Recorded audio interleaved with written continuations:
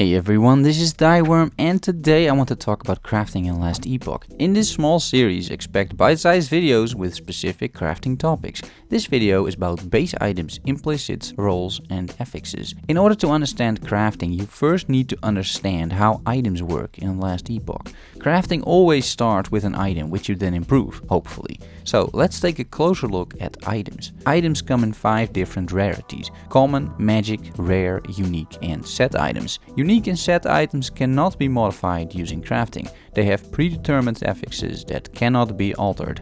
The only items usable in crafting are common, magic and rare items. An item is a common item if it has no affixes on it or no modifiers. It is a magic item when it has 1 or 2 affixes on it, and it's rare when it has 3 or 4 affixes on it. We'll talk affixes in a bit, but let's first tackle base items. Base items are what the item would be if there wouldn't be any affixes on it. Base items are the common versions of an item, the white items. And if you look at a base item, for example this bronze scepter over here, you will see there are no affixes, but there are still stats on this item. This is what we call an implicit. It's implicit because it is native to this item. It's right below the item name.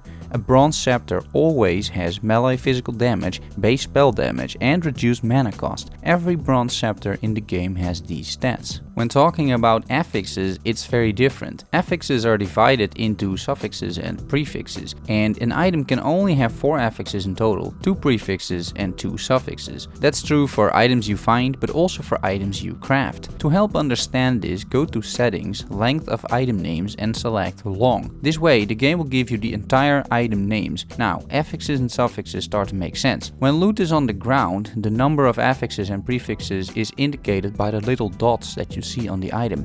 A dot in front of the item name is a prefix, a dot after a suffix. This item has 2 dots in front and 2 dots after, so it has 2 suffixes and 2 prefixes. Finally, when hovering over an item, there is a visual indicator as well. Prefixes are indicated with a small bar in the left side of the field. Suffixes don't have this. So how do affixes work? Well, we have base items, for example these engraved gauntlets, and it has 2 affixes, 1 suffix and 1 prefix. The prefix is placed before the base item name and the suffix is placed after it. This is a dexterous engraved gauntlets of the giant.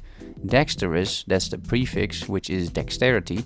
Then there's the base item with the implicit, in this case 65 armor, and then there's the suffix of the giant, which refers to the 45 health. Let's do another one, a rare one. We have the mighty attuned fur boots of regrowth and sparks. 4 affixes in total, 2 prefixes, 2 suffixes. Prefixes are mighty, strength, and attuned, attunement.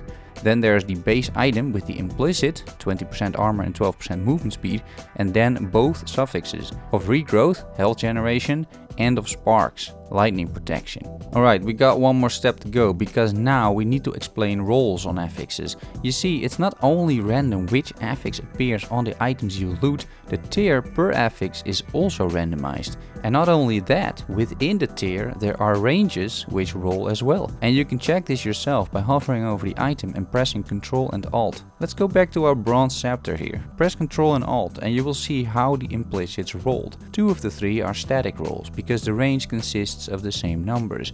The melee physical damage is always 10 because the range is 10 to 10. And the mana reduction is always 3 because the range is 3 to 3. But the base spell damage comes with an actual variable range. It can roll from 7 to 15 and we rolled 10, kind of average. When looking at affixes, it is very similar, but now there are tiers as well. Let's take a look at our gloves again. The affixes are dexterity and health, as we saw earlier, but what tier and range are they? Well, press Ctrl and Alt and lo and behold, the dexterity is a tier 2 roll, it's a static roll, so the range is 2 to 2, so the value is therefore also 2. The health is a tier 4 roll, it has a range from 36 to 50 and it hit 45. In terms of tiers, the best tier is tier 5, the worst tier is tier 1. Tiers have multiple effects on items. It directly determines what values the affixes have, their range basically, but it also determines the level requirements of an item. The higher tiers the affixes are, the higher level you need to be to wear it. The same is true for base items. The better the base items are, the higher level you need to be to wear those. And all of this is true for crafting as well. The better your base items and the higher your tiers are, the higher level you need to be to craft that item. To be more specific, there is a formula to calculate the level requirements when crafting with affixes. The affix level requirement is the sum of all level values plus 2 times the max affix level value minus 10. Let's break that down a bit. Affix levels are static numbers, depending on the tier of the affix. This is just a given. Tier 1 is 1, Tier 2 is 3, Tier 3 is 6, Tier 4 is 10, and Tier 5 is 14. So let's say you have a rare item with 3 Tier 4 affixes and 1 Tier 5 affix. Then the sum of all affixes is 3 times 10, because that's the Tier 4 value, plus 14, the Tier 5 value. So that is 30 plus 14, which is 44.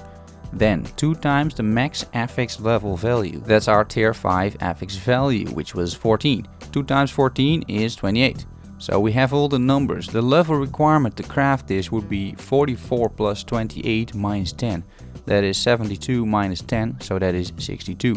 We need to be level 62 to craft this item. Why is this formula useful? Well, you can use this formula also to see that crafting an item with 4 Tier 3 affixes requires a lower level than crafting an item with a Tier 1, 2 Tier 3 and a Tier 5. On average, the tier level is the same, because on average your crafted item would have a Tier 3, but when you're using the formula you will see that the item with the Tier 5 affix in it actually has much higher level requirements. That is a key takeaway here. So if you want to craft good items but you're still lower level, make sure that you craft everything not above maybe Tier 3 or maximum Tier 4, so you're still able to wear that item.